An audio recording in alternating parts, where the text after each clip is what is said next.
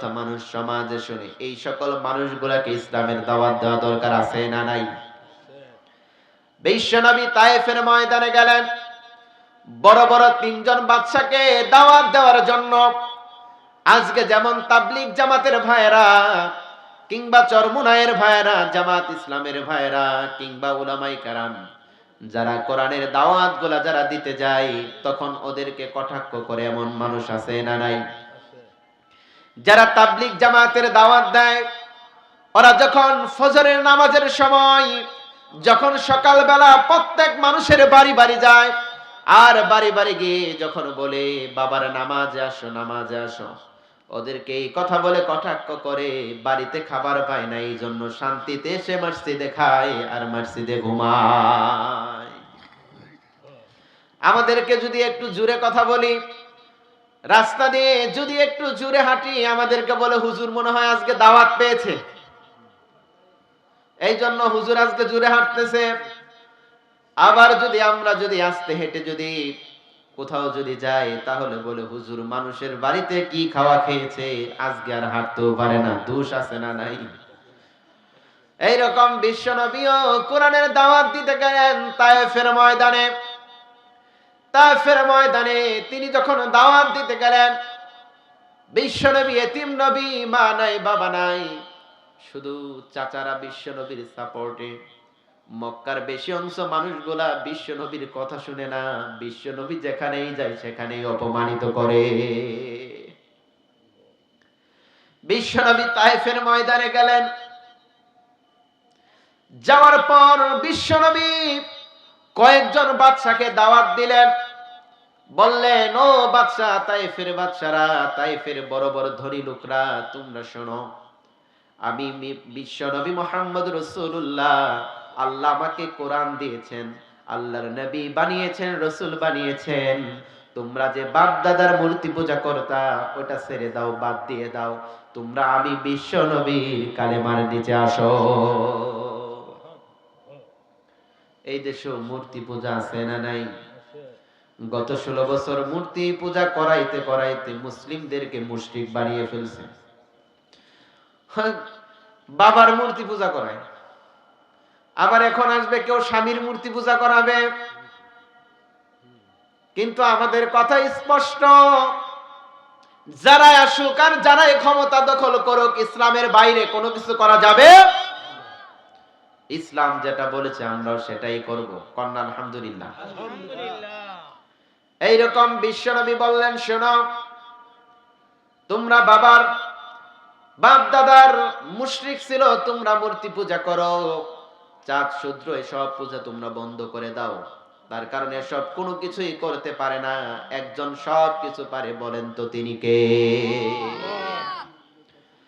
তিনি আল্লাহর দাওয়াত দিলেন, কালিমার দাওয়াত দিলেন, বললেন পড়ো লা ইলাহা ইল্লাল্লাহু মুহাম্মাদুর রাসূলুল্লাহ। প্রত্যেক নবীদের একই দাওয়াত ছিল। মুসা আলাইহিস সালাতু ওয়াস সালামের একই দাওয়াত, নবী ইব্রাহিমের একই দাওয়াত, নূহ আলাইহিস সালাতু ওয়াস সালামের একই দাওয়াত।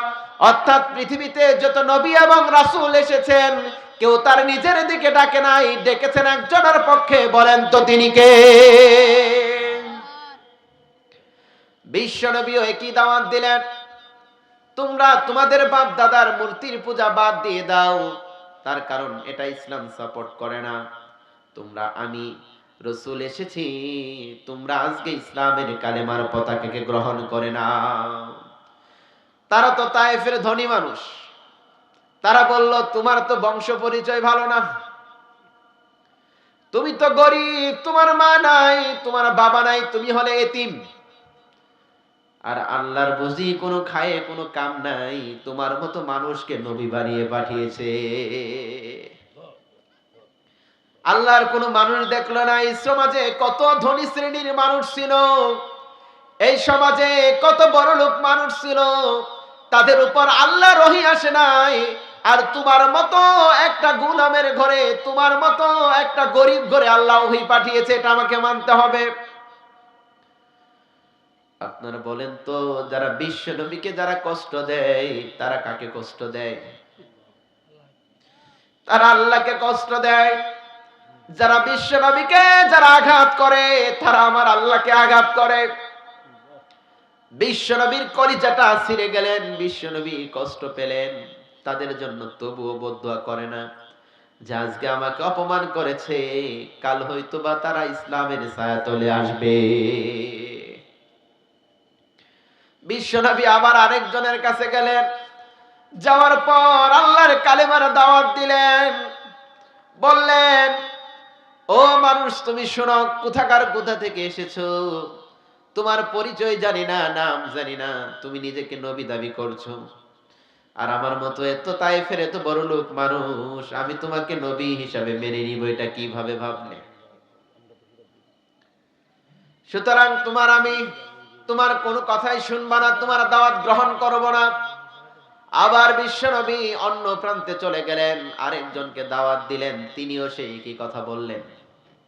আমরা যেরকম মানুষকে দাওয়াত দেই, যেরকম অপমান করে, তখনও বিশ্বনবীকে অপমান করেছে। বিশ্বনবীর মনে ব্যথা কষ্ট। তায়েফের কোন মানুষগুলা ইসলামের দাওয়াত কবুল করল না, ইসলামের কথাগুলা তারা শুনল না। এইবার বিশ্বনবী তায়েফ থেকে যখন আসতেছিল,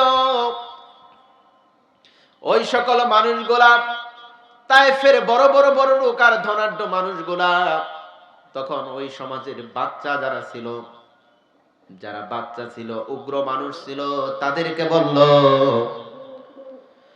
যে ওই যে পাগল যায়, পাগল কে যায়? পাগল যায়, ওর মাথার কোনো সিট নাই, কাণ্ডজ্ঞানহীন, যা মুখে আসে তাই বলে। সুতরাং তোমরা এই যে পাথরের টুকরোগুলা তোমাদের হাতে দিয়ে দিলাম, এই যে পাথরের টুকরোগুলা তোমাদের হাতে দিয়ে দিলাম, ওই যে পাগল যায়, মক্কার মানুষ যারা যে পাগল যায়, ও নবী হতে পারে না, ও হলো পাগল। সুতরাং ও তায়েফবাসীরা, তোমরা ওই পাগলকে ঢিল মেরে বের করে দাও, তোমরা তাকে রক্তাক্ত করে দাও, তোমরা তাকে ঢিল মেরে তার শরীরটা রক্তাক্ত করে দাও, ক্ষত বিক্ষত করে দাও। এইভাবে ছোট্ট ছোট্ট ছেলেদের উপর তারা পাথর দিয়ে দিলেন। পাথর দেওয়ার পর ওই ছোট্ট ছোট্ট ছেলে মেয়েরা আমার রসুলের গায়ে এবার তারা পাথর নিক্ষেপ করে, রসুলের গায়ে পাথর নিক্ষেপ করে, পাথর নিক্ষেপ করে, আর রসুলের কলিজাটা ছিঁড়ে যায়। ও তায়েফবাসী, তোমরা আমার দাওয়াত কবুল করলে না, ইসলাম কবুল করলে না, কালেমার কথাগুলো শুনলে না, আর তোমরা আমি বিশ্বনবী মুহাম্মদ রাসূলুল্লাহকে, আমার রক্ত ভেজা জামাটাকে রক্তে ভিজিয়ে দিলে। বিশ্বনবীও দাওয়াতের ময়দানে মার খেয়েছেন। আজও যারা ইসলামের জন্য যারা কথা বলে, কোরআনের জন্য যারা কথা বলে, তাদের মার আছে না নাই? হাজারো ব্যথা বেদনার পরে ফিরে আসনি তুমি আপন ঘরে, দিনের আলো তুমি ছড়িয়ে দিতে, চলে গেলে মদিনায় মক্কা ছেড়ে। হে রাসূল, তোমাকে ভুলি আমি কেমন করে, হাজারো ব্যথা বেদনার পরে ফিরে আসনি তুমি আপন ঘরে, দিনের আলো তুমি ছড়িয়ে দিতে, চলে গেলে মদিনায় মক্কা ছেড়ে। হে রাসূল, তোমাকে ভুলি আমি কেমন করে, খেয়ে না খেয়ে দিন প্রচারের কাজে নিজেকে দিয়েছো বিলিয়ে, তায়েফের কাফেরেরা চিনল না সে আলো, দুষ্ট ছেলেদের পিছু দিল নিয়ে। পাথরের আঘাতে ক্ষত বিক্ষত হয়ে সারা শরীর থেকে রক্ত ঝরে। হে রাসূল তোমাকে ভুলি আমি কেমন করে। হাজারো ব্যথা বেদনার পরে ফিরে আসনি তুমি আপন ঘরে। দিনের আলো তুমি সরিয়ে দিতে চলে গেলে মদিনায় মক্কা ছেড়ে। হে রাসূল তোমাকে ভুলি আমি কেমন করে। হেরার গুহায় তোমারই ধ্যান, আসমান থেকে নামে আল কোরআন। ভাঙলো সবার ভুল তোমারই পরে, আসলো কোরআনের ছায়াতলে। খালিদ উমর আলী আবু বকর ইসলামী ঝান্ডা নিল যে তুলে। আল আমিন তুমি ছিলে সদা সকল মানুষের তরে। হে রাসূল তোমাকে ভুলি আমি কেমন করে। হাজারো ব্যথা বেদনার পরে ফিরে আসনি তুমি আপন ঘরে। দিনের আলো তুমি সরিয়ে দিতে চলে গেলে মদিনায় মক্কা ছেড়ে। হে রাসূল তোমাকে ভুলি আমি কেমন করে। হে রাসূল তোমাকে ভুলি আমি কেমন করে। প্রিয় ভাইরা আমার, আল্লাহ তাআলা যে কথাগুলো বললাম, আমি দুটি কথা বলেছি। এক হলো প্রশংসা হবে কার বলেন তো?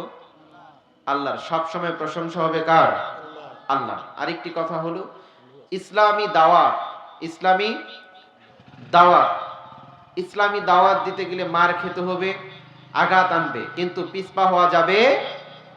তৃতীয় নম্বর কথা, 5 ওয়াক্ত নামাজ আমরা সবাই পড়ব, আল্লাহ কবুল করুন বলুন আমিন। আল্লাহ আমাদের সবাইকে 5 ওয়াক্ত জামাতের মুসল্লি বানাক বলুন আমিন। এখন যেহেতু আজান হবে, অনেক আগে আজান হয়েছে, আমি আলোচনা ছাড়তেও পারি নাই, আসলে শেষও করতে পারি নাই। এই আপনাদের পাশের মসজিদেই 7:30 ইনশাআল্লাহ এশারের জামাত হবে। ইনশাআল্লাহ আমরা সবাই সেখানে জামাত করব। আর পাশাপাশি ভাইদেরকে আমি আহ্বান করব যে এশারের জামাতের পর আপনারা সবাই মাহফিলে চলে আসবেন। এখানে আরো অনেক ভালো ভালো আলোচক আছে।